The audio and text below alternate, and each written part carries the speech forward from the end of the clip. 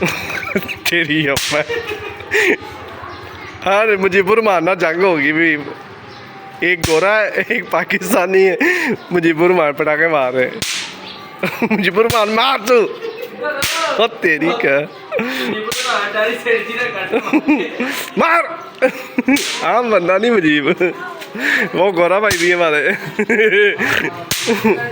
एक पाकिस्तान इंग्लैंड वाले और ये ओ तेरी ओए पीछे हो गए मार सिर च ना मार दी मामा अग च।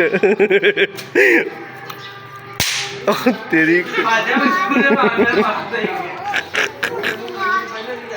साढ़े पटाखे ही ठोसने हो आए मुक गए हुन की करेगा।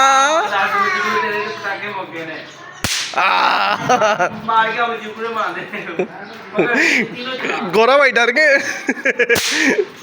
इधर पाकिस्तानी शुमाली पाकिस्तान पाकिस्तान की लड़ाई करा दी है।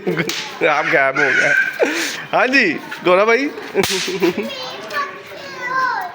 मौके खत्म हो गए तेरे पटाखे।